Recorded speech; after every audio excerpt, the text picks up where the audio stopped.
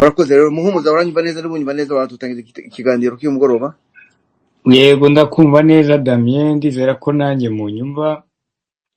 Ubwo nabasuhuje yaba abadukurikiye cyangwa se abo turi kumwe muri kino kiganiro, ngira ngo nk'uko wenda bamwe n'ubundi batangiye kubibona kuva ku munsi w'ejo, turagaruka ku nsanganyamatsiko mu kiganiro umusanzu wacu wa none igira iti abakoze jenoside yakorewe abatutsi ntibateze gucika ukuboko k'ubutabera.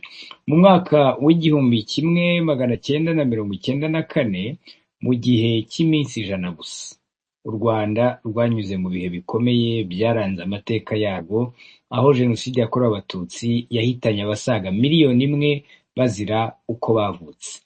Jenoside yakorewe abatutsi ntabwo yabaye impanuka cyangwa se icyo umuntu yakwita ko ari umujinya w'abaturage, ahubwo yari umugambi wateguwe igihe kirekire, ushyirwa mu bikorwa n'abari abayobozi, abasirikare, abajandarume, interahamwe n'abandi baturage bagize uruhare mu kwica abatutsi no kurimbura igihugu.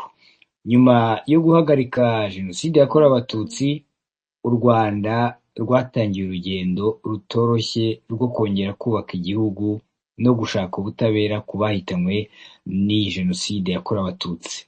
Bamwe mu bayigizemo uruhare bahise batabwa muri yombi, abandi baburanishwa n'inkiko gacaca, abandi baburanishwa n'urukiko mpuzamahanga mpanabyaha rwashyiriyeho u Rwanda ICTR, mu gihe ariko hari n'abahunze igihugu bagakwira hirya no hino ku isi bibwira ko igihe kizabasibira ibyaha bakoze. Nyamara ariko imyaka irenga 30, ubu turavuga ko ari imyaka 32 ishize jenoside yakorewe abatutsi ibaye kandi ndetse ikaza no guhagarikwa, yagaragaje ikintu kimwe gikomeye, cy'uko icyaha cya jenoside ntabwo gisaza kandi uwagikoze ntashobora kwiringira ko igihe cyangwa intera bizamurinda ubutabera. Mu rwego mpuzamahanga, ibihugu byinshi byatangiye gukorana n'u Rwanda mu gukurikirana abakekwaho jenoside yakorewe abatutsi. Mu Bubiligi haburanishijwe abantu batandukanye, barimo ababaye ba mbere mu kuburanishwa hashingiwe ku ihame ry'ububasha mpuzamahanga.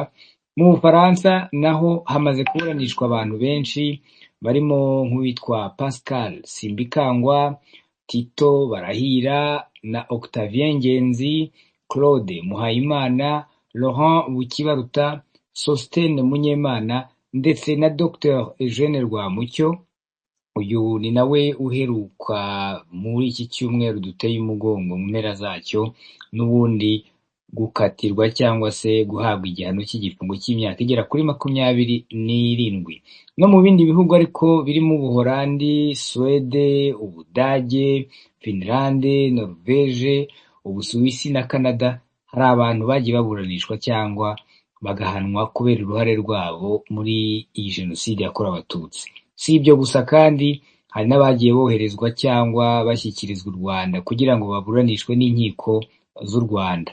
Mu boherejwe harimo nka Jean Uwinkindi, Bernard Munyagishari na Charles Sikubwabo, aba boherejwe n'urwego mpuzamahanga rwasigaranye inshingano za ICTR, ndetse n'abandi boherejwe n'ibihugu birimo Ubuholandi, Leta Zunze Ubumwe za Amerika, Denmark, Canada, Norvege, Malawi, Repubulika Iharanira Demokarasi ya Kongo n'ibindi bihugu bitandukanye. Ibi bigaragaza ko amahanga agenda arushaho gufatanya n'u Rwanda mu kurwanya umuco wo kudahana. Izi manza zose zifite ubutumwa bukomeye. Jenoside yakorewe abatutsi ni icyaha gihangayikishije inyokomuntu yose, bityo uwagikoze wese ashobora gukurikiranwa aho yaba ari hose ku isi. Nubwo kandi hari n'abamaze imyaka irenga 30 bihishe cyangwa biyita andi mazina, ubutabera bukomeje kubashakisha, bamwe bagafatwa, abandi bagashyikirizwa inkiko. Ngira ngo na Kabuga uyu n'ubundi mu minsi yashize waje no gupfa, ariko mwarabibonye ko nyuma y'imyaka igera kuri irenga 30 yihisha nawe yaje gufatwa. urugero ruheruka nk'uko nabivuze ni urwa Dr Eugene Rwamucyo waburanishijwe n'urukiko rw'i Paris mu Bufaransa nyuma y'urubanza rwamaze ibyumweru byinshi humvwa abatangabuhamya n'impande zombi. Mu kwezi k'Ukwakira muri 2024 urukiko rwari n'ubundi rwamukatiye igifungo rumuhamya ibyaha birimo ubufatanyacyaha muri jenoside, ubufatanyacyaha mu byaha byibasiye inyokomuntu ndetse no kugira uruhare mu mugambi wo gutegura jenoside. Uru rubanza rwabaye ikimenyetso cy'uko n'uwamara imyaka myinshi yihishe ubutabera bushobora kumugeraho. Muri iki kiganiro rero turaza kurebera hamwe aho urugendo rwo gukurikirana abakoze jenoside yakorewe abatutsi rugeze, uruhare rw'ubufatanye mpuzamahanga mu kubageza imbere y'ubutabera, imbogamizi zikigaragara n'amasomo ava mu manza zimaze kuburanishwa. Turaza no gusesengura by'umwihariko uru rubanza ruheruka rwa Dr Eugene Rwamucyo n'ubutumwa rutanga ku bandi bose bagitekereza ko bashobora kwihisha ubutabera. Icyo rero twifuza ni uko namwe tubana, mwe mudukurikiye muri iki kiganiro, ndetse kandi namwe mushobora kuza kugira ijambo mukaduha ibitekerezo byanyu cyangwa se inyunganizi, ariko turi kumwe n'impuguke n'abasesenguzi nabo bari budufashe gusobanukirwa impamvu nubwo hashize imyaka irenga 30 jenoside yakorewe abatutsi ihagaritswe, urugendo rwo guhana abagizemo uruhare rugikomeje kandi ruzanakomeza kugeza igihe ubutabera bugereye kuri buri wese wabukorewe. Ese biragana hehe? Turasangira ijambo, ngira ngo nk'uko Olivier yatangiye abivugana Damien, turabana muri iki kiganiro tuba twateguranye, haba Igicaniro TV, tuba turi kumwe na Bwana Egide Ruhashya, ndetse na Rwanda Nordic TV tuba turi kumwe na Olivier Gatete, Damien Nkaka nawe tuba turi kumwe n'abafite YouTube channel yitwa Damien Nkaka channel, hari ndetse na The Future TV tuba turi kumwe na Bwana Ruti. Ubwo rero muraza gusangira natwe ibitekerezo, musangire natwe ijambo, namwe mutubwire. Ariko ngira ngo Damien dutangira, sinzi niba Egide byaje kuza kumukundira. Egide uratwumva? Ngira ngo hari byari bitarakunda ngo twumve niba noneho gutya uri kutwumva. Nge ndabumva, ahubwo mwebwe mumbwira ko munyumva. Yego turakumva. Abandi bo ngira ngo n'ubundi Damien na Olivier bari bagerageje kugira ngo bumve niba batwumva. Ubwo n'ubundi nk'uko nabivuze mwese twabahaye ikaze muri iki kiganiro, ariko wenda reka mpere kuri wowe.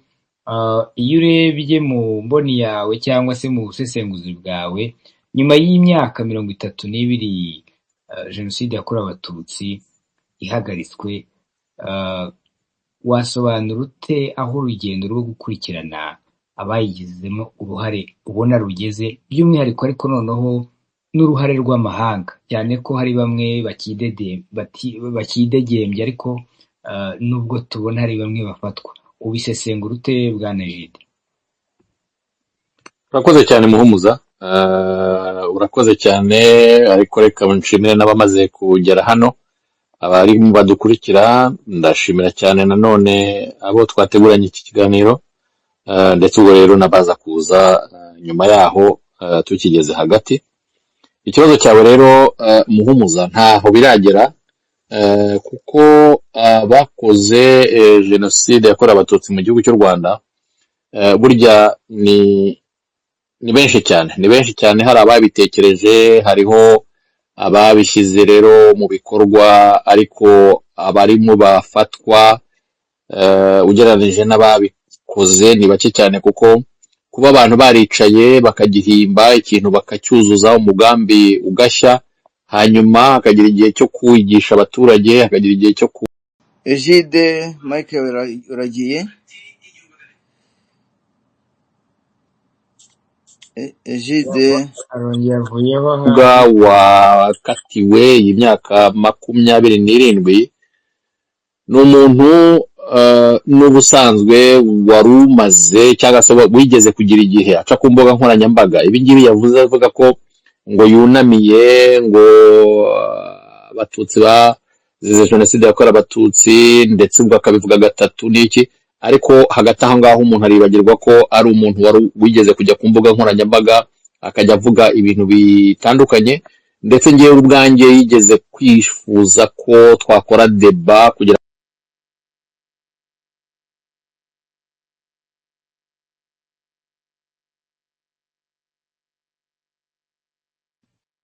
Damien Egide uri kumwumva? oya avuyeho rwose. kugira ngo hari babona ari umuntu uri kumuhamagariramo bigahita bivaho. Reka turebe wenda nagaruka, ariko wenda mu gihe ubwo akigaruka. Olivier uranyumva? wirinda kumva muhumu. Yego. ngira ngo wowe niba unyumva rero nagiye kubaza nti hari amasomo y'igihugu cy'u Rwanda n'amahanga ubundi bikomeje gukura mu gukurikirana no kuburanisha abo bakekwaho cyangwa bahamijwe ibyaha bya jenoside yakorewe abatutsi. Ariko mu myaka ishize twabonye ibihugu bitandukanye bifata kandi bikanaburanisha bamwe mu bakekwaho jenoside. Wowe ubona ni iki ibi bisobanura ku mikoranire mpuzamahanga mu guhangana n'umuco wo kudahana? Yego urakoze muhumu, urakoze. Buriya ibintu bya politike ni hatari, biragoye kubera ko hari igihe usanga ibihugu bidafite ayo masezerano yo guhana abanyabyaha, nubwo ibyaha biba biri international bakoze, ariko ugasanga hari n'igihe noneho habamo inyungu ni ukuvuga ngo niba ukeneye umuntu nanjye nkaba hari uwo nkeneye cyangwa hakaba hari icyo nkeneye, icyo gihe mushobora kumvikana. Hakabaho n'ibindi nanone byo kuba abo bantu nyine aho hantu muri ibyo bihugu runaka yaba ari indiri, bemerewe icumbi, bemerewe buri kimwe cyose, ni ukuvuga ngo icyo gihe igihugu kikaba kibasapotinga. Ibyo rero nibyo bibazo byagiye biba ku gihugu cy'u Rwanda. Dufite igihugu cy'abaturanyi tutahisha, tutatinya no kuvuga izina, kirimo abayobozi ndetse no mu nzego zitandukanye n'abandi bantu batandukanye. Ni ibintu bizwi, uri hano uri mutoya. Ahubwo Damien twibagiye guha link, twagombaga kuba ikiganiro kiri connect ku bajene kuri ntuza kuri TikTok. Kanze ndebe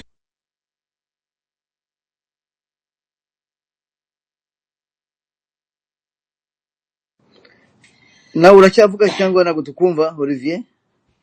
Olivier nawe numva hari bicitse, sinzi. Olivier uratwumva? njye ndabumva ariko sinzi niba mutanyumva.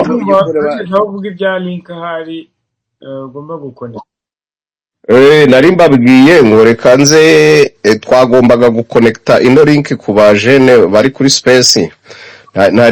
Ntabwo kubera ukuntu twatangiye tujagaraye nari nibagiye kuyisharinga kwa Ingabire kugira ngo aze kuduhuza n'abajene. Noneho numubona umuntu witwa Ingabire ubwo muze kumuzamura. So icyo rero nari nkiri gusubiza mu muzamu, ni ukuvuga ngo dufite icyo kibazo. Nibyo nari ndi kuvuga ko dufite igihugu cy'igituranyi gifite abantu bari no mu nzego z'ubuyobozi bakoze jenoside mu Rwanda. Ngira ngo amateka abantu bamwe na bamwe bayazi n'abatayazi hano, ngira ngo u Rwanda barabizi ko hari igihe kigeze kubaho hari impunzi z'igihugu cy'abaturanyi cy'u Burundi zari ziri mu Rwanda. Izo mpunzi uruhare zagize muri jenoside ruziguye ndazwi, uko bahigaga abatutsi, uko abandi n'interahamwe zajyaga kuruhuka cyangwa imvura iguye cyangwa ibiki, abarundi bo bagakomeza. Nimvuga abarundi, abantu babanze babyihanganire kubera ko iyo umuntu akoresheje iyo mvugo birababaza abantu bamwe na bamwe, ariko ntabwo navuga ngo ni kanaka. Nkanjye urugero, hari nabo ntanazi kandi iyo situation ndayizi, nayibayemo, ibintu nzi, ntabwo ari bya bindi by'inkuru umuntu abwirwa. So urumva rero icyo gihe wewe wumvaga ko umuntu uri kuguhiga uri kukwirukanka nari umurundi, ko barabivugaga abarundi nibo barimo barahiga bukwara abantu batuma abandi mu gihe barimo bararya inka, abarundi bo barimo barahiga n'imbwa za zindi z'impigi za zindi udashobora kwihisha, ikagusanga ahantu mu gihuru kirimo n'amahwa ikaguturumburayo, abarundi bakagutera amacumu bakakwica. So leta irahari irimo abo bantu bakavaringa, habayeho negociation y'ibihugu byombi ariko nta kigeze gicamo, nta gihari kugeza isaha. So mu bihugu rero duturanye hirya no hino sindumva na rimwe Ubugande, Tanzania, Congo, Kenya n'ahandi henshi hatandukanye, South Africa, nta gihugu ndumva ibihugu byo muri Afrika byarohereje abajenosideri. Turaza kubibarira hano ku ntoki twungurane ibyo bitekerezo. Ni ukuvuga ngo niba umunyafurika adashobora gutekereza ngo avuge ngo aba banyabyaha bakoze ibyaha mu gihugu cy'igituranyi barahigwa, n'impapuro zirahari, Kabuga yagiye akwepa inshuro nyinshi muri bino bihugu, muri Kenya za hehe hose yarahabaye, ariko nta na rimwe yigeze afatwa, kurinda ubwo agenda akagera i Burayi, kurinda ubwo yafashwe nyine igihe bo bumvaga babidesize nyine babishakiye bavuga bati none ubu ngubu twamutanga igihe kirageze. So rero ikibazo wambajije, nta somo wavuga ngo rihari rya hatari, ariko uko bizagenda ko ariko kose icyaha cya jenoside ni icyaha nawe ubwawe nubwo waba ugenda waragikoze ugenda wububa. Uyu mugabo ngira ngo murabyibuka urugero rwa Dr. Yungu rwa Mucyo, murabyibuka ko yafashwe yaje gushyingura umugabo nawe wari interahamwe ikomeye cyane, murabyibuka bamutera amapingu, uyu mugabo yaje kwirimbi akajya yisekeshwa kwa kundi kwe. Muri rero ni n'umugabo w'umwishongozi cyane, yari umuntu wishongora cyane, ariko akaba n'umuntu uzi ibintu bya propaganda cyane, ku buryo nababwira ngo ni erema babuze ikomeye cyane. So urumva rero nakubwira ko isomo ryo bicare babizi neza ko igihe nikigera ntaho bazakwepera ukuboko ku bucamanza. Abarokotse barahari, kandi nashimira ngewe ku bwanjye, wenda nuko muza Maitre Gisagara tugira Imana tukaza kumubona, hari kapo yo mu Bufaransa, numva ari Gutiye n'umugore we, nibo bantu bashinze iri association. Ni abantu ntaza kwibeshya ariko muze kureba neza, ariko ni abantu vraiment babigizemo uruhare cyane, ku buryo muri ibintu byo gukurikirana abajenosideri aho bari hariho hose, ku buryo bakora uko bashoboye bakamanuka hasi bagashaka amakuru mu Rwanda, amakuru yizewe, barangiza bakayazana bakayerekana mu nkiko. Dushimire rero igihugu cy'Ubufaransa cyahoze ari indiri y'abajenosideri, ariko ubu ngubu kugeza izi saha ngira ngo mwabibonye ko ubu ngubu abajenosideri bari mu kuvumira Ubufaransa ku gahera. Baravuga ko ngo nyine iyo batangiye kuryozwa ibyaha cyangwa ikintu runaka, igihugu runaka gitangiye kubabaza ibyaha bakoze, icyo gihugu batangira kucyataka. Ngira ngo ni ibintu muzi bisanzwe, turaza kubisubiramo no gukomeza kwiharira ijambo, uko abari baje gushyigikira Dr. Rwamucyo banganaga, uko bari bameze, uko byateguwe, uko byagenze, byose turaza kubiba hano muri izi nkuru. So muhumuza rero ndumva ari uko nagusubiza, nta somo rirenze ibihugu birabona, kerekana by'ibyo bihugu jenoside iramutse babayeho. Nta muntu wakifuriza ko ikintu cyabaye mu Rwanda cyaba hano, ariko burya iyo ikintu kitarakubaho ntabwo wumva ububabare bw'icyo kintu. Uzarebe ubu ngubu umunyarwanda ejo bundi intambara irimo iraba za Ukraine za Iran zahe hari abantu twabaga twicaranye bababwira uti reba abana hari amabombe barimo borohereza rero ukuntu abana barimo barapfa reba iki ukumva nk'umuntu arakubwiye ngo nibagendesha ngo twebwe si 94 nibabaga bari kureba match za Coupe du Monde natwe turi aho ngaho twirwa twirukanga urumva nyine uwo muntu urumva ububabara bafite no rero nawe kuza umubwira ngo abandi ngo bari mu gahinda ntacyo bimubwiye n'undi nawe ntibyamubuza ngo yumve ubwo bubabare bw'abo bantu ngo abwishyiremo avuga ati reka njye kubafasha mboherereza abakoze ibi ngibi nubwo yaba yasuye urwibutso akabona ibyabaye ntabwo agenda ngo avuga ati ibi bintu ngiye kubishyiraho ingufu nka perezida w'igihugu cyangwa nk'umuyobozi abanyabyaha bari hano bakurikiranwe bahanwe oya ntabwo so rero n'ubu nakubwira ko amasomo twese ko turi ku isi niyo itanga amasomo nabo bazayabona umunsi byababaye urakoze cyane Olivier ngira ngo warukomeje mu kanya kuri Gauthier ngira ngo ibyo wavugaga nibyo uyu Alain Gauthier cyangwa se n'umugore we Daphrose Gauthier nibo bashinze umuryango witwa CPCR ubwo mu magambo arambuye muri rw'igifaransa ni Collectif de Partis Civils pour le Rwanda ni umuryango rero bashinze yaba uyu Daphrose Gauthier n'umunyarwandakazi n'umugabo we w'umufaransa Alain Gauthier washinzwe mu 2001 intego yawo nyamukuru ni ugushakisha no kurega abakekwaho uruhare muri jenoside yakorewe abatutsi mu 1994 bihishe i Burayi by'umwihariko mu Bufaransa kugira ngo bagezwe imbere y'ubutabera kuva uyu muryango wanashingwa iyi CPCR imaze gutanga ibirego bisaga 30 byatumye abajenosideri bakomeye bahamwa n'ibyaha ndetse bagakatirwa n'inkiko z'Ubufaransa urugero harimo nka Pascal Simbikangwa n'uyu uherukana Dr Eugene Rwamucyo ndetse nk'uko amakuru akomeza bitangaza n'uko uyu muryango ugira uruhare runini mu gukusanya ibimenyetso n'ubuhamya mu Rwanda no mu mahanga kugira ngo abakoze ayo mahano bahanwe ngira ngo rero nk'uko n'ubundi wari ubikomojeho Egide wenda nibiza kongera kumukundira Damien araza kudufasha yongere wenda muzamure yarakomoje kuri Dr Eugene Rwamucyo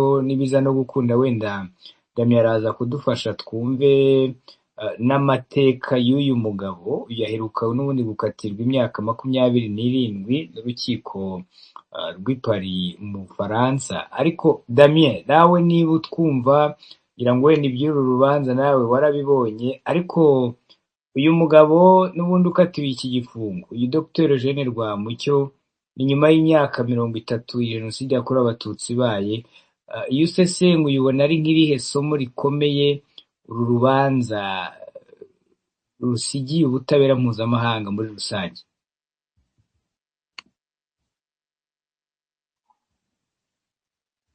ngira ngo uri kuri mute Damien ndakumva mbere yo kugira ngo ugere aho ngaho yego reka maze mbibutse amagambo yagiye avuga ku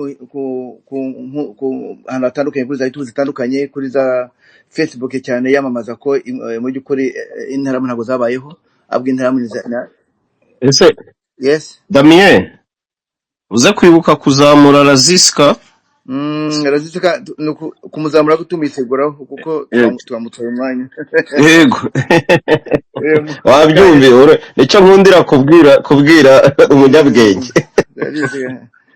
twihanganira nakundi bo rero tukira aho ngaho nahamo Egide avuga ngo ariko yaruka kuganira na Rwamucyo amusaba ikiganiro ngo amusobanurire yari umuntu uzi propaganda cyane yari umuntu uzi kuvuga cyane yari umuntu uzi gusatira icyaha cye akandi akeza bene wabo bintera hamwe reka tumumve ngo gatoya ariko ikintu cyose kigomba kuvugwa icyo ari cyo cyose kabone niyo cyarakaza abantu abanyamerika babiri mu witwa Alan Stan na David Davenport bakoze ubushakashatsi kuri jenoside yabereye mu Rwanda, basanga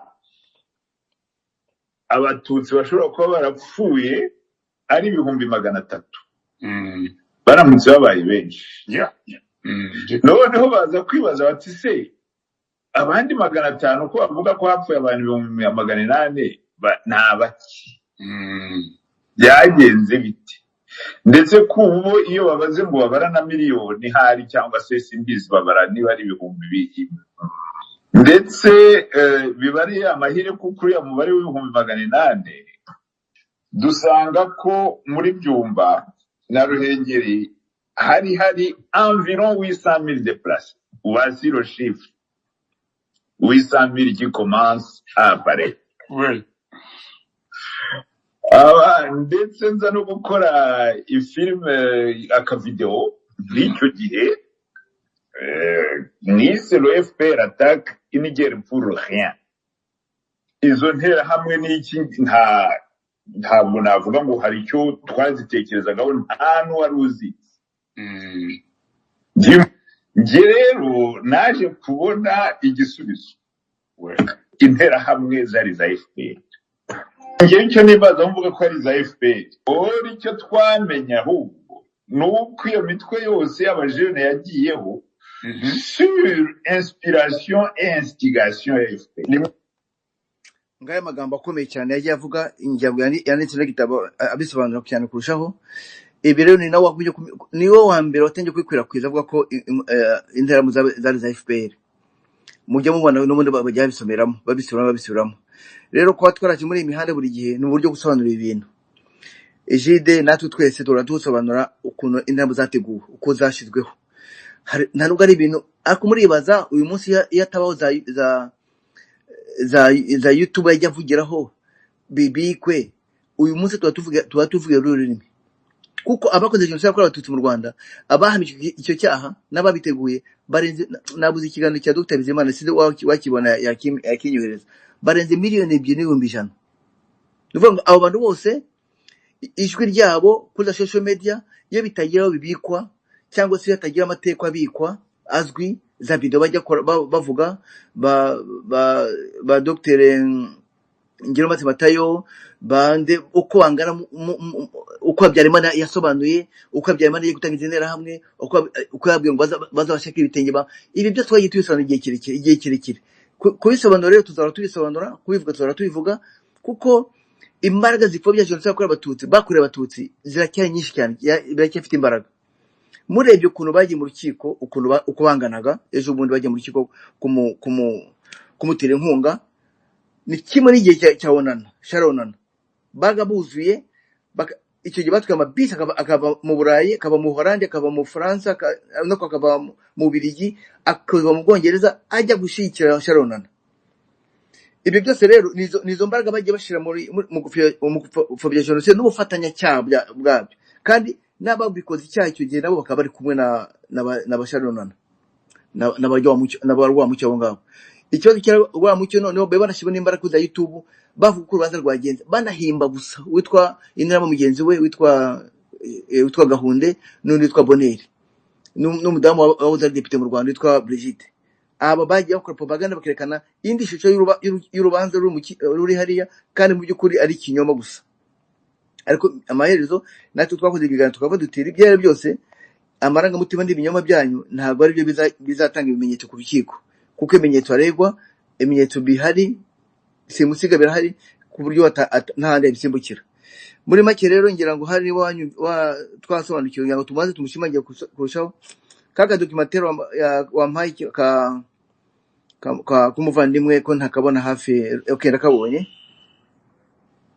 Damien, reka nkunganire, agiye kunganira gatoya ku bimenyetso bijyanye n'uyu mugabo. Ibimenyetso byagiye bitangwa, nta hantu yashoboraga kubikwepera, nubwo wumva yishongora avuga ibyo ngibyo. Biriya yabivugaga bimeze nk'amatakirangohi, ariko akimara gufatwa mu Bufaransa bamweretse ibimenyetso arakanura ibintu simusiga, urumva, ku buryo nibwo yatangiraga turaza kugenda tubigarukaho tubivugaho hano tubidevelopa cyane cyane ko Gisagara yagiye ari ibiganiro yagiye abituganirizaho cyangwa abinganirizaho, ariko byaramatakira ngo uyu mugabo mu bamushinjaga harimo ambasaderi Dr Diane Gashumba. Ni inyandiko zakozwe kera urumva. Mu bamushinjaga harimo abaganga bakoranye urumva. Mu bamushinjaga harimo n'ababanye nawe mu by'akazu.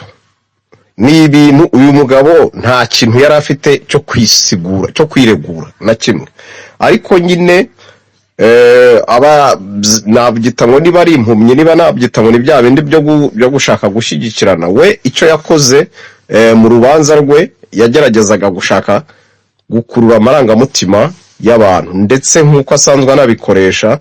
Ngira ngo wenda rutaraza kugaruka ahangaha bitubwira cyangwa muhumuza Eric, ngira ngo muramuzi wa mwana witwa Eric utuka ukunda kwibasira First Family. Uriya ngira ngo muramwibuka akora video avuga ngo Rwamucyo ngo kuntu ngo yumvaga ngo bamuvuga ngo ahuye nawe ngo yumva ari umuntu ngo w'igisimba ngo wamumira n'ibiki. Ubu ngubu ndahamya neza ko ari mu marira apfushije papa we, niko nabyita. Ko niwe wamuhembaga, niwe wamutumaga ibyo akora, niwe wamubwira. Yari afite abantu benshi cyane, tuzababona kuri zino mbuga nkoranyambaga bavaho urumva. Yari umuntu rero mubi cyane. Damire, reka nkureke ubanze praying abo bantu, noneho turagenda tubagarukaho batandukanye uretse nawe, ariko we uyu munsi turagamugarukaho inshuro nyinshi cyane, tubaha amakuru menshi abantu bamwe na bamwe batabaza. uwo yari agiye gushyiramo ni Maître Gisagara nk'uko abivugaga, avuga uwo uyu Dr Rwamucyo Eugene uwo yari we mbere ndetse no mu gihe cya jenoside. uwo Eugene Rwamucyo ari we, kubera yuko kumenya amateka ye, aho yakuriye, uburyo yakuzemo, ari ibintu by'ingenzi kugira ngo ubashe kumva iyi dosiye. Eugene Rwamucyo yavukiye i Gatonde, hari mu Ruhengeri, mu mwaka w'1959. Aho hantu hakaba ari ahantu hitwa muri komine Gatonde, hakaba ari ahantu hitwaga mu Bukonya. Ibyo ni ngombwa kubivuga kubera yuko nawe ubwe mu rubanza rwa mbere yabigarutseho cyane, agaruka cyane ko ari umukonya, ari ikintu ubona ko afitiye fierté nini cyane.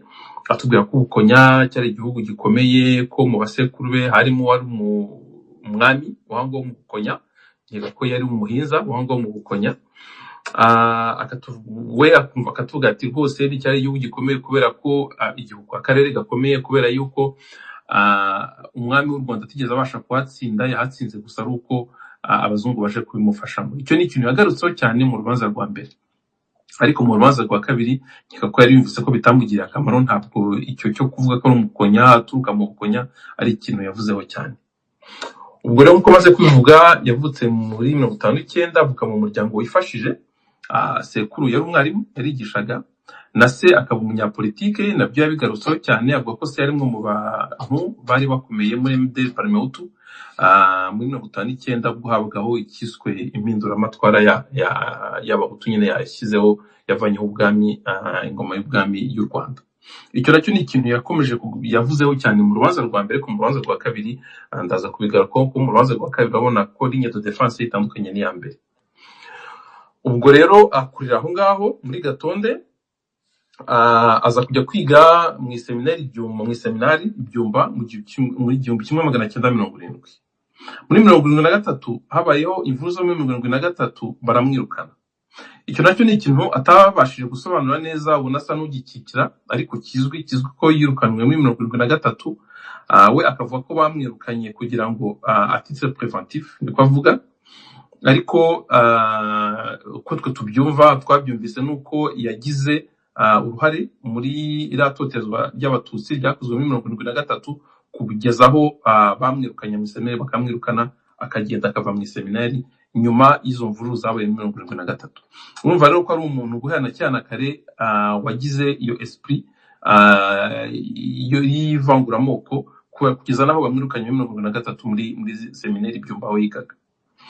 Nyuma yaho rero yagiye kwiga muri Congo, aza kugaruka mu Rwanda, yiga muri Grand Seminary. Muri Grand Seminary naho baramwirukana, naho arahava, n'ubwo bose nabwo atabisobanura neza, ariko birazwi ko yaje kuva muri Grand Seminary, nuko arakomeza ajya aza kujya kwiga kuba assistant medical. Aza kuba assistant medical, ntago sobanura neza ahantu yabyigiye, ariko ikizwi cyo nuko yaje kuba assistant medical. Abasisita medikale imyaka kuva nduva ari kuri za mirongo, ntabwo ndi kwibuka neza imyaka yari, wenda ndaza kubigarukaho, ariko aho amariye kuba asisita medikale yaje kugeraho abona buruse yo kujya kwiga mu Burusiya. Ajya kwiga mu Burusiya, yiga medicine, hamara imyaka myinshi, agaruka mu Rwanda muri 1992. Ubwo rero agaruka afite iyo mpamyabushobozi y'ubuganga yavanye mu Burusiya. Duva ari byiza none kuva ko mu Burusiya aho ari kwiga niwe wari umukuru wa serire ya MRND yari mu Burusiya, ku buryo no muri 1988 yagarutse mu Rwanda akajya muri kongere ya MRND. Ari we nyine muntu uhagarariye abandi banyeshuri biga hanze, akahabwa ijambo muri kongere akavuga, bigaragaza ko ari umuntu politike na cyane kare politike yagiyemo kuva akiri mutoya. Nuko rero ubwo nyine agarutse 1992, agaruka atangiye kujya gukora muri Universite i Butare. Ubwo rero Eugene Rwamucyo yagarutse mu Rwanda muri 1992, azanye diplome ya medicine, atangira gusaba akazi, ajya gukora muri Universite i Butare. Ajya mu cyo cyitwa Centre Université de Santé Publique, CUSP. Ariko akora n'ibiraka hirya no hino mu bigo byose byari bikomeye. Yakoze muri ONAPO, yakoze muri Ovibar, ibigo byose byari bifite ingufu icyo gihe. Yagiye agiramo ibintu by'ibiraka, bigaragaza ko ari umuntu wari hafi, wenda wari proche y'abantu bafata ibyemezo mu Rwanda, kuko icyo gihe ntabwo ari abantu bose bashaka kubona ibiraka mu bigo nk'ibyo ngibyo. Abamu frequence bose rero abahuye nawe muri icyo gihe kuva 1992 nyine agarutse mu Rwanda, bose bamuvugaho, bose benshi bavuga ko ari umuntu wari intagondwa. Byagaragaye ko ari intagondwa kandi ko atakundaga Abatutsi. Nawe ubwe yaje kugira aho yemera ko ibitekerezo bye byari ibitekerezo biri hafi y'ibya Sederi. Ngira ngo Sederi abantu bose bazi ko yari ishyaka ry'abahezanguni b'Abahutu, bumvaga ko Umututsi ataruhari akagombye kugira mu Rwanda, ari abantu ubona ouvertement ari abantu bari pro genocide. Sederi njya muzi ko yahuraga n'umuntu witwaga Barayagwiza, akaba yari umugenzi wa Rwamucyo, kubera yuko twihuse Rwamucyo ajya gufatwa mu 2010. Yafatiwe hano ahitwa Sano, hano hafi ya muri Vardoise, yaje muri enterrement y'uwo mugabo Barayagwiza. Muri make ariko ikigaragara ngo nuko uyu mugabo Rwamucyo yavutse ari ntagondwa, akura afite ubugome buhambaye, ariko ni wa muco mubi wabayeho haba ku Kayibanda bo kwa Habyarimana, batigeze bagira umuco wo guhana wo guhana abagiye bakora ibyaha, abagiye bagaragaza urwango mu mashuri, mu mirimo. Mu mvisanga yagiye atandukanye, bagiye bamwirukana mu mashuri. Tubange dushime Metero Gisagara, uko bagiye mwiruka mu mashuri hirya no hino, bamuziza gusa kutoteza Abatutsi, kugeza ubwo 1994 akora ibara. Ikindi sinde bamwibuka ibiganiro yagize muri kaminuza y'Butare, bavuga ngo intiti z'Ibutare zakiriye Minisitiri w'Intebe Kambanda, wavugaga ibiganiro bihambaye icyo gihe. Rwamucyo inguje n'abandi nabo bari Maurice n'umugore we n'umuhungu we Sharon, nabo bari uko bagiye batanga ibiganiro. Hari yewe hari na professeur y'Abarundi bavuga uburyo noneho bagize amahirwe kubona uko bakora genocide, bakabyera bavuga ati ubu tubonye impamvu yo kurwana, ko tumaze kumenya umwanzi wari we, umwanzi w'Umututsi, bikavuga ku mugaragaro. Iyo audio ngiyango irahari, ubutaha tuzayishaka tuyishireho abana barushe kubyumva kurushaho. Ni rero uruzinge rwa Mucyo, kandi si Rwamucyo wenyine, nabariya bose bagiye mu rukiko baza kumushyigikira, bakakoza ahita bamugira umwere. Uriya mugabo Gahunde we nishime mu by'ukuri, Ruti baramushima amuvuga buri munsi, nawe yakatiye urubanza ko yagize uruhare muri jenoside yakorewe Abatutsi. Charles Gahunde aya nabifungiwe. yakijijwe nuko we yafunguwe nuko sinzi ukuntu yabifunze ariko abantu bamuzi Remera na Kimironko baramuzi yigeze kuba muri komisiyo y'urubyiruko hariya ariko yakijijwe nuko n'imyaka bya bindi byo gufungura abana naho ngaho gahunda yacitse yafungiye yagize no muri kiye n'umwana nzi icyo gihe harabakoraga twe tuzaranye cyane nakunda no kujyayo so urumva rero ko bamushyigikiye bene Karakageni intambwe zose abitwa bandereyehe abitwa barwarinda abitwa bampozenzi bose icyo gihe icyo gikundi cyose cyazaga mu rukiko baje nko kwanima nka kurya bajyaga muri za mitingi bakoma amashyi bavuza induru cyangwa se bavumbura agatutsi aho kagiye nuko bakora nuko bagitekerezo uyu munsi sinzi ko wenda niba natanze igitekerezo bikwiye ariko ubwo ngo hari twafungwa mike bafashe mikro nka Professor Sumaila akaza kutwunganira yego yego nari ngiye kuvuga nti mbere wa mugani ndabona na Dr. Ismail Bukanani nawe yazamutse mu kanya wenda nawe turamuha ijambo ariko wenda mbere gato yuko tumuha ijambo ubwo na Egide wenda nibimukundira araza kuza nakomerezeho aho yaragejeje ariko Ruti nawe ngira ngo iby'uru rubanza warabikurikiye ariko wowe utekereza ko uru rubanza ni iki rwerekana mu rwego rw'ubufatanye hagati y'u Rwanda n'Ubufaransa mu gukurikirana abakekwaho jenoside yakorewe abatutsi? sinzi niba numvikana nagira ngo mubanze mumbwire ko numvikana. Yego turakumva rwose ariko ijwi ryawe ushyiramo ka volume ukuntu murakoze cyane ngira ngo icyo umuntu yavuga kuri uru rubanza kiraganisha no ku ijambo Macron yavuze wa munsi bataha urwibutso i Paris ahantu yagaragaje ko Ubufaransa butakiri ijuru rito cyangwa se butari ubwihisho bw'abajenosideri ni ikintu ubona ko cyari cyaratangiye kujya mu bikorwa ariko urabona ko abafaransa babikomeyeho kuko bigaragara ko abafaransa barambiwe kuba icumbi ry'abajenosideri bafite amaraso y'abatutsi mu biganza. Ni ikintu umuntu yavuga gishimishije cyane ku mubano w'u Rwanda n'Ubufaransa, kwitandukanya n'abicanyi, kwitandukanya n'abantu bahemutse, kwitandukanya n'abantu bafite amaraso mu biganza. Ni igikorwa cyiza abafaransa nubwo umuntu yavuga ko babikoze basa n'abatinze ariko ni abafaransa nibo bavuga ngo mieux vaut tard que jamais.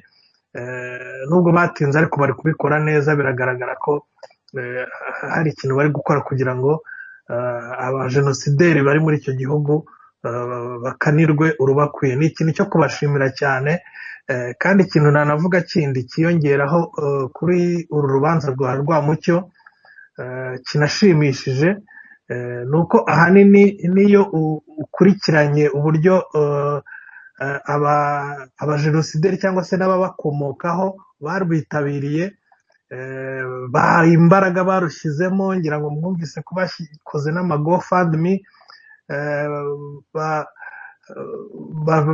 barushoyemo n'amafaranga menshi kugira ngo Rwamucyo abashe kubona ngo yo kwishyura abavoka. Ngira ngo murabizi ko abo yari afite babiri yabahinduye agashaka abandi bageze kuri 7 kugira ngo arebe ko yabasha gutsinda ruriya rubanza. Ikintu ubona abajenosideri cyari kiraje ishinga abajenosideri cyane, ubona ko kurwana nuko Rwamucyo yitwa umwere. Ni cya kindi cyo kuvuga ngo Rwamucyo yiswe umwere, ni ukuvuga ko n'abandi bose bahamijwe ibyaha bisa n'ibye imanza zabo zasubirwamo. Ugasanga rero ni cya kintu cyo gushaka gupfobya no guhakana jenoside, ari nayo mpamvu bari bagishyizemo imbaraga nyinshi kugira ngo barebe ko yagirwa umwere. Mu kugirwa umwere bivuga ko n'abandi bahamijwe ibyaha bisa n'ibye nabo barengana, imanza zabo zikaba zishobora gusubirwamo. Ngira ngo murumva ukuntu jenoside yaba itobanzwe ku rwego rwo hejuru. Rero kuba yaratsinzwe akongera agakatirwa imyaka 27 ni igitego ku mateka kuko na ba bahakanyi ba jenoside ngira ngo mumaze iminsi nyuma y'uru rubanza mwabonye ko aba bahakanyi ba jenoside bose bahariye mu Bufaransa ndetse no hirya no hino ku isi bacitse intege cyane. Muri iyi minsi mubona ko barakururuka ba gitifu abande bose mubona ko abitwa ba jambo sinzi ahantu banagiye mubona ko basa n'ababura ibirengero kuko kuriya gutsindwa ni ikintu gikomeye cyane ku mateka kuko byongeye gushimangira ko jenoside yakorewe abatutsi niba hari abantu bahamwa n'icyaha cya jenoside bigaragara ko jenoside atari ikintu gihanuka mu ijuru, ni igikorwa gitegurwa kandi kigategurwa kigashyigikirwa na leta kuko jenoside ntishobora kubaho idashyigikiwe na leta. Rero kuba Rwamucyo yarahamijwe biriya byaha nacyo ni irindi shusho rigaragaza ko abahakanyi ba jenoside batsinzwe kandi ni n'ikintu kigaragaza ko n'aba bantu birirwa bapfobya jenoside aba bajenosideri bandi bakidegembya nabo badakwiye nta mahoro bakwiye kugira kuko bigaragara ko jenoside yahawe agaciro kayo, yahawe uburemere bwayo kandi n'ubutabera, inkoni y'ubutabera byagaragaye ko ikomeje gukora akazi kayo kandi ntaho itagera. Ni ikintu rero gishimishije cyane numva navuga kuri uru rubanza rwa Rwamucyo kandi umuntu yababwira bano ba jenosideri bose bakidegembya. Ngira ngo mwabonye ko bamusabye Imana Gaspard mu Bubiligi bacecetse babuze ayo bacira nayo bamira. Chaste Gahunde arimo arata ibitabapfu avuga utugambo tudashinga kandi muzi ko yari yarashinze YouTube yarimuye studio akayishyira mu rubanza we n'akandi kagabo kitwa Bonheur ariko baratsinzwe baramwaye. Sinzi arimo arata ibitabapfu gusa nta kindi. Ni ibintu rero bigaragaza ko abajenosideri n'abahakanyi bayo baratsinzwe nabo bikaba rero ari ikintu gishimishije cyane. Ndumva aricyo naba mvuze Damien. Yego wenda nkunganira kurushaho kugira ngo abantu babyumve kurushaho. Uravuze uti jenoside yahawe mu by'ukuri imbaraga zayo zikwiye kugira ngo abantu n'inkiko zishobora kubakurikirana bakabiha agaciro gakwiriye ubwo bukana ubwo buhanya bw'ubugome bakorewe abatutsi mu Rwanda. Ikintu cyo kiba ikindi turabashima kuko bafashe umwe bafashe babiri bafashe batatu ariko inzira yake ndende cyane ndende mu Bufaransa no mu Bubiligi cyane nibo buzuye kandi nabo bakwirakwiza mu by'ukuri izo propaganda zabo ziri mu karere hano mubona babiba urwango babiba amacakubiri cyane kugira ngo noneho inyito ya jenoside bakorewe abatutsi bazaho indi shusho. Ntabwo tuzabihanganira nako tuzabaha agahenge. Muri bukanagwa ibi byo gukusanya amafaranga Ruti wavuze na kera burya gushakisha inkunga ni ibintu byabo baza agaciro k'amafaranga kandi amafaranga burya akora byose. Ejo mu minsi ishize bashizeho GoFundMe ya Ingabire Victoire ngo bamushakire amafaranga y'urukiko mu gihe mu by'ukuri sinzi ko abikeneye ariko aya mafaranga ntagera mu Rwanda, afite izindi nzira bayacishamo bakoresha ibikorwa byabo. Icyo banavuze ngo wa muntu ugemurira Ingabire Victoire hariya, wa muntu ugemurira wa muturage nawe wasibye umubyizi we nawe tumufashe kugira ngo yumve ko nawe tukiri kumwe bari mu gihugu. Ibi byose muhita mwumva propaganda y'amafaranga bashakiye aho baganisha. Muhumu. Urakoze cyane Damien. Ngira ngo Dr. Ismail ndabona nawe turi kumwe ubwo nyuma ye turaza no kujya kuri African Boy. Ariko Dr. Ismail wadukurikiye nahoze nkubona rwose aho hasi utarazamuka twatangiranye ariko nawe wenda twakwifuza kumva inyunganizi yawe cyangwa se igitekerezo cyawe. Iyo urebye uru rubanza ese mwavuga ko amahanga agenda arushaho gufata jenoside yakorewe abatutsi nk'icyaha kigomba gukurikiranwa aho wagikoze yaba ari hose, haba kuri uru rubanza rwa Dr. Eugene Rwamucyo niwe uheruka ariko hari n'abandi twagiye tubona baburanishwa. Mubisesengura mute Dr. Ismail? Murakoze, muri kunyumva neza? Mwongeye kwirirwa? Yego turabumva neza, mwiriwe neza. Murakoze, ndabasuhuje. Reka mbashimire cyane Damien, reka mbashimire Olivier nawe Simeon. Professor reka maze ngushimire ikiganiro akoze ejo bundi kwa kwa Venuste wakoze ikiganiro gikomeye cyane. Kurwana n'umuntu w'intagondwa umva ashyize amaboko imbere, nawe uri uvuga mu by'ukuri umwe w'abanyarwanda, umuntu w'umusaza urangije imyaka 70 muri 80, utazi n'amateka y'igihugu, azi n'amateka y'igihugu yabayemo, ariko ubona byarakugoye, ariko warakoze cyane, nabishimye cyane. Kagira ntabwo ari ukungora, ahubwo ni kwa kubaha diplomasi y'itangazamakuru kugira ngo ntazamuka nawe akazamuka, ariko ntabwo mwajya babona ko naho napozaga kubera instruction nahawe, ariko ubundi umuntu haguruka ngo iringaniza ryaje muri 59 uri kuringaniza ukuri kuzagira umuntu wakoze mu itangazamakuru n'ukuri umuntu wabaye mu itangazamakuru akanaba na ministre waryo. birababaje, ariko reka ntangire mbashimira cyane abatanze ikiganiro nagiye nkurikira, nubwo ari igihe byavagaho cyangwa se bigacika, ariko reka mbabwire ngewe ngo aha tugomba kwishimira ibyo cyo navuga ubucamanza bw'ubutabera butangiye, cyane cyane ubucamanza mpuzamahanga, ibyo butangiye kugeraho, kuko mu gihe gito mu maye ndagira ngo nze kubereka zimwe mu mbogamizi zagiye zibaho mu gihugu cy'u Rwanda mu kugira ngo duhuze n'aba bantu, kuko ntabwo byari byoroshye.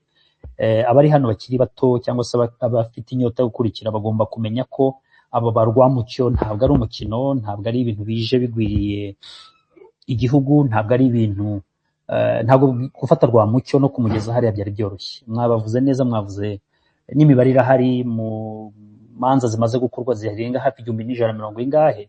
Ntababwira ko n'abantu batarenga 60 n'abangahe nibo bamaze kuba bakurikirwa n'inkiko, 60 mu 1,100 ingahe, 1,100 ni benshi. Aha rero nkabereka ko ibyo ari byo byose ubutabera bwo kugira ngo ibi bihugu, cyane cyane dushimira guverinoma y'Ubufaransa gufata Rwamucyo ikamuha iriya myaka 27 uzwi yarakwiye n'icyaha cy'urupfu, ariko nyine niyo banamuha n'umwaka umwe birashimishije cyane. Mwagiye muvuga abantu babajya inyuma, bamugiye inyuma, nkababona na kwa kundi bagiye babajya inyuma. Mwabonye ko kuba bamuhaye imyaka 27 ni ibintu abantu twari tugiye kwishimira. Ntabwo twishimira kubera ko abantu mubyumve neza, abantu batumva ngo kwishimira ngo twagiye mu muhanda tuzamura imitima, ntabwo byazura, ntabwo byagarura abacu baje jenoside yakorewe Abatutsi, ntabwo bishoboka.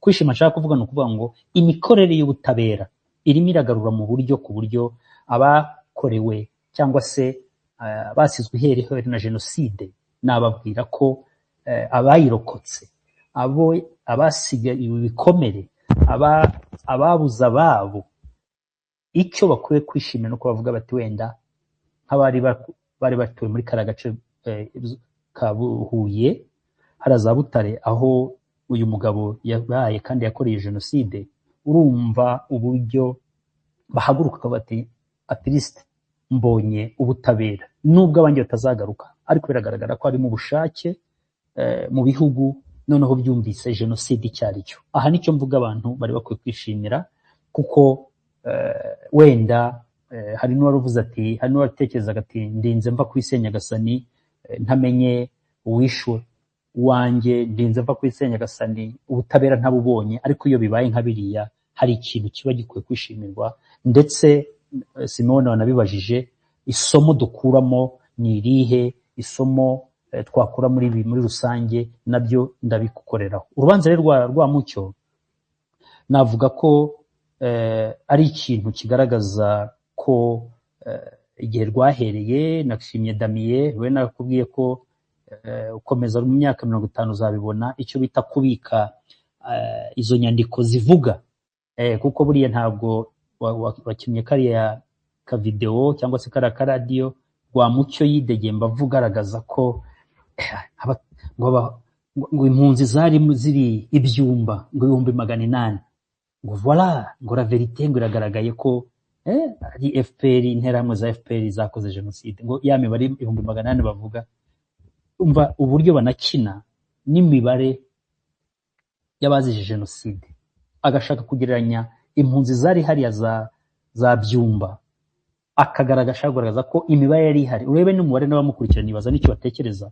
Niba 800 byari bihari hariya niho imibiri yagiye y'abazize jenoside yagiye ikurwa ku buryo aho twayishyinguye ariyo 800 tuvuga ariho ikomoka, mu rwego gushaka kuvuga ngo gusiga icyasha RPF yari muri kariya gace bigaragaza iki ko hari abapfuye nk'uko bakunze kubishyira muri amagambo yabo bagaragaza ko double genocide. So nyaboneka tutagwa mu mutego rubyiruko ruri hano, abantu bakoresha amagambo ababaza ariko bamwe dukwiye kurenga mu kumva kubera urwego tugezemo n'ukuri dufite. Uyu mugabo ni ugukina na ya mibare mu cyaha cya kindi bita denial cyo gushaka guhakana no gupfobya kugira ngo bagoreke amateka, ejo utazumva amateka utazaba yaza avuga ati bimeze bite, iko numva Karasira yavuze ibi, iko numva Rashid yavuze ibi, iko numva Cyuma yavuze ibi, iko mujya mwumva za YouTube cyangwa za TikTok zigenda tutagiye dufata ayo magambo akoreshwa. Damiye ibyo rero kubibika ni ibintu tugomba guhanahana ku buryo n'ufite ikiganiro ajya bikoresha mu kugaragaza ukuri no kugaragaza ubugome bw'aba bantu. Rwose ndabigushimira kandi ugikomeza uwo mutima dio de vouement nkuko tuvuga mu gifaransa yo kwemera kuvuga ngo hari abandika ariko hari n'abafite video na record zigomba kujya hagaragara. Aha rero ndagira mbabwire ngo nyaboneka aya ni amateka tugomba guhora twibuka. Mwari muzi ko mu manza hafi 1,140 hafi zimaze no kurenga hafi 100 mu mpapuro zatanzwe kugeza amagingo aya. Nta n'abantu bagera kuri 70 bamaze kuba bafatwa ngo bacibwe bagezwe imbere y'ubucamanza, bacibwe imanza ku buryo uvuga ngo ubutabera koko buzagaragara, kuko ubutabera turabibona ko bwagiye buri gutinda kandi buzanatinda. Ibi inkiko mpuzamahanga ibyo ziri gukora, ubutabera mpuzamahanga nubwo tuvuga ngo turishimye ko bamwe bagenda bafatwa, ariko mwibuke ko abenshi bari kugenda basaza. Uyu mugabo Rwamucyo yari afite imyaka kabakaba hafi 76 n'ingahe, yinjira muri 70 yari ejo cyangwa ejo bundi bitewe n'ubuzima yabayemo. Dushobora nawe kuba twari kubura iki, twari kubura gihamya. Kandi mu bimenye iyo umuntu ari apfuye yarakurikiranyweho jenoside, uri imanza zitarakora iki, zitaracibwa, nkuriye mu buzima busanzwe afatwa nk'umwere, kuko icyaha kigomba kuba ari uko ubucamanza bumwemeje icyo cyaha. Mu gihe butaramwemeza icyaha, mujye mwumva ikibazo abanyarwanda dushobora gusigarana, kumva ko umuntu yakoze jenoside bizwi byaragaragaye amaso kubone abamushinja bahari, ariko kubera ubutabera butakoreye ku gihe ugasanga umuntu ajya ari nk'umwere kandi ari umujenosideri, ari interamwarukukuzi yari hari nk'uko bijya bigaragara. Ndagira rero ngo icyo kintu tugikomereho. Ibi biratwereka iki rero? Biratwereka ko ibyo ari byo byose nibikomeza gutinda buhoro buhoro abakoze jenoside bashobora gupfa. Bamwe baragenda banapfa murabizi, abandi benshi baragenda basaza, abayikorewe nabo murabizi neza ko hari benshi bagenda basaza, hari benshi bagenda bapfa, abarokotse cyane cyane kubera imyaka, kubera uburwayi, kubera atari n'uburwayi bwavuga ngo arashaje, ahubwo uburwayi yakomoye kuri jenoside yakorewe.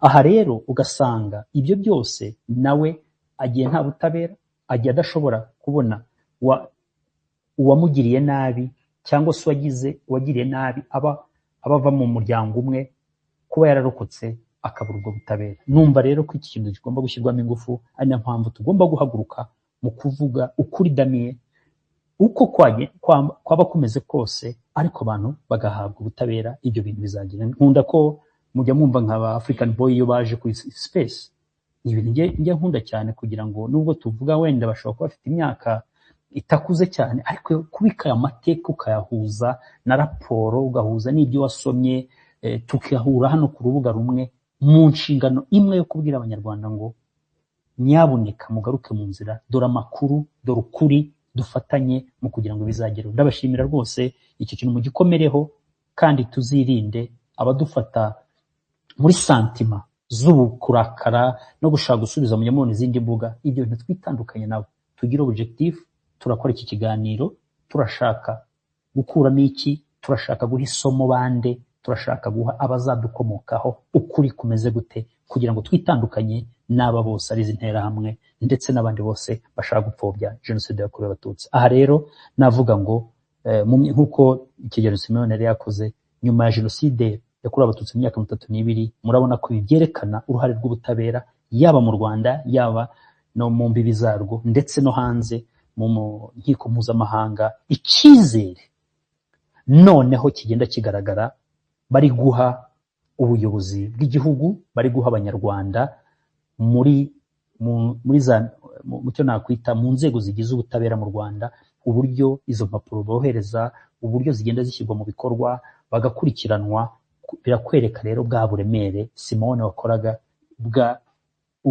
uburyo jenoside ari icyaha kitazima, uburyo jenoside ari icyaha gikomeye, kandi abantu tugomba kumenya ngo abantu batandukanye, ibi byose murirwa mwumva ku mbuga nkoranyambaga, aho bashaka kugerageza jenoside nk'icyaha gitoya, nk'icyaha kitagira aho kigeze, nk'aho ari ikintu bavuga uko bashaka.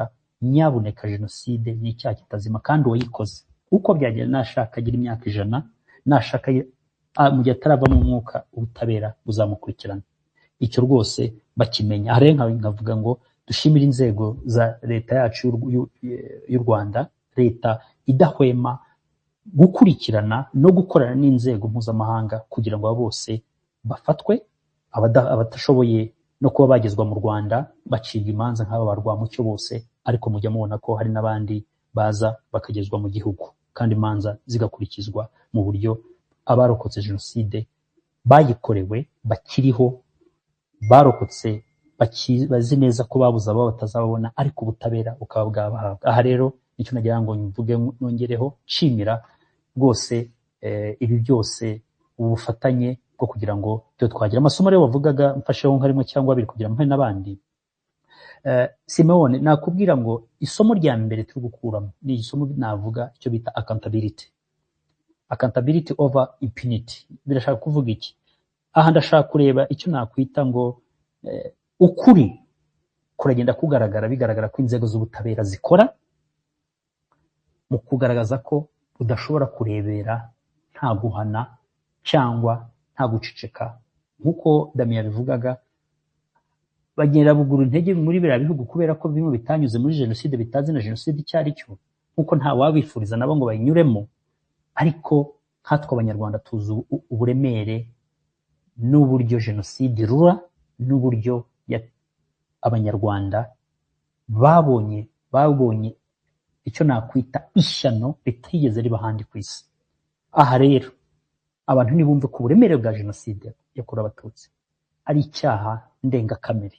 Ari nayo mpamvu abo bose tugomba gufatanya kugira ngo babyumve. Ibyo bihugu bidafitanye, nk'uko Damien mwabivugaga n'abandi, amasezerano yo kubafata, mujye mubyumva rwose, kandi abantu babyumve impamvu bagira mu ruhare rwa politike. Harimo inyungu zabo zirushe kuba afite iyo nterahamwe kuyicumbikira, hakaba ari ubuhunzi bayihaye, ubwenegihugu, hari inyungu bamufiteho. Burya haba harimo ikibazo cya politike, ku buryo bayishyira imbere kuruta uko ahubwo bagafatanya n'izo nterahamwe mu gukora iki, mu kugaragaza ko jenoside itigeze iba. Ni twebwe rero gukora uwo musingi, tugahagurukaho n'abana bacu ndetse n'abadukurikira n'urubyiruko, mu kuzamura ijwi ryo kugira ngo abantu dusobanure jenoside icyo ari cyo, uburyo igenda n'uburyo igomba kurwanya. Aha rero bagomba guhanwa, kuko niryo somo rya mbere. Ubwo barwamucyo bari kugenda bahanwa, n'abandi babe tayari, bararye barimenge, kuko ejo n'ejo bundi baraza kubibona. Ikindi navuga, Damien, isindi somo twakora na Simone, gufatwa kw'aba barwamucyo, mwari muzi ko bwa bumwe n'ubwiyunge tugenda tuvuga, ndabagira ngo mbabwire ngo bigenda bwiyongera mu kugaragaza ko na ba bandi bagenda bagaragara, bamwe bavuga bati ya nteramwe Kaganga ishobora gufatwa, n'aba bene wabo bashobora gukurikiranwa. Noneho iyo aba bose bagize, harimo abasubira inyuma bagatangira kumva jenoside. Mwumvishe ikiganiro Jide, ndagushimira cyane, yagiranye na wa mukobwa wasabye imbabazi, agaragaza ise uburyo yahinduye amazina, ariko ari interamwe Kaganga wakoze, wishe abantu, ariko arahaguruka agaragaza amateka ye mu gahinda gakomeye. Biriya rero bumwe n'ubwinshi nshaka kuvuga no kuvuga ngo kuba yarafashe urugendo akagera mu Rwanda, akabaza, akakurikirana amakuru y'abafatwa y'interahamwe uko byabigenze, ise nawe arimo, ndagira ngo mbabwire ngo biriya byongera icyizere mu banyarwanda bari hano n'abari hanze, kuba dushobora kuvuga tuti birashoboka kandi birashoboka ko abanyarwanda dushobora koko kujya muri ya nzira y'ubumwe. Kandi murabizi ko benshi barwanya ngo mu Rwanda nta bumwe buhari, ngo nta bumwe n'ubwiyunge. Dami wabivuze neza, n'uriya mugabo twagerageje kuganira, wabonye ko nubwo ashaka kuzana za double genocide ze, nubwo ashaka kubikwepa, ariko aravuga ati mumpaye amahirwe haza muri Unity Club nakwicara tukaganira tukumvikana, noneho mukansobanurira. Twe nibyo tuba dushaka muri bya biganiro dushaka. Kuba yemera akava ahari akavuga ngo nanjye nakwicara hariya tukaganira, twe rwose imiryango irafunguye. Icyangombwa nuko tuganira nk'abanyarwanda twubakira u Rwanda mu myaka 50, mu myaka 100 dusigira umurage abadukomokaho. Bari biyazi ko rero kuganira ni uguhangana, ni ugutukana, ni uguterana wa muhutu we wa mututsi amoko agasubira akaba ariyo. Ntabwo ariyo ntambwe dufite. Intambwe dufite ni ubunyarwanda. Ndi umunyarwanda, iravuga, irakora, yarakoze, irazakomeza ikore, kandi tuzabatsindisha iyo ntwaro ya ndi umunyarwanda. Kandi niba mwarakurikiye ikiganiro rwose ndabashishikariza mukomeze mugikurikirane mu cyumve. Ni umugabo Dame yamuvuze wagize amahirwe muri kino gihugu, abumwe mu bayobozi b'iki gihugu, na mbere yaho akaba yarakoze itangazamakuru, azi neza amakuru yose, ariko yavuga murabibona neza ko ashaka kugoreka amateka, ariko amateka akamunanira kuyagoreka, kubera ko ukuri kwagiye hagaragara n'ibi biganiro tuganira. Icyo nakunze ni uko marigere ko atahinduka 100%, ariko ibyo ari byo byose ajya abimenya. Namuhaye ingero 3. Generali Ibingira wicaraga hari imbere muri Unity Club, Colonel Baya uriya wicaye baravuye muri FDLR, Assistant Commission of Police wicaye, abo bagabo bakicana ngo twatangiye turabanza, ubu twambaye umwenda w'ubunyarwanda. Uwaza muri abo bose baturutse hanze akaturwanya, ubu turi abanyarwanda. Damiye, ni iki kindi dusigaje muri kino gihugu? Ushobora guhuza abo bantu batatu bari bahanganye, bakomeje no guhangana, nabwo duhangana na FDL muri no ruhande kubera ideologie ya genocide, ariko bamwe bagataha bakicara imbere ya Unity Club ikabahuza, bakabavuga ndi umunyarwanda. Damiye, niki kizananira kino gihugu? Niki kidashoboka? Icyangombwa no bushake, icyangombwa nuko dufatanya.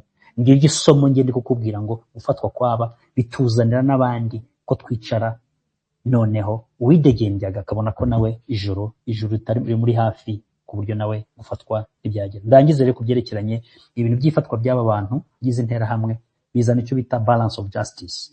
No kuvuga ngo ahangaha harimo icyo bita integrative restorative na retribution justice, aho usanga abakorewe genocide, abayirokotse, abagize bahabwa ubutabera kuko bushoboka mu gihe gishoboka, nubwo tugifite inzira ndende. Ariko burya abantu uriya mugabo yishe Rwamucyo nabo bari bafatanije, ibyo byose hari amakuru azamuvaho, hari amakuru yatanze, hari abagenda bafatanije bazagaragaza iki amateka azasigara akaduha ukuri.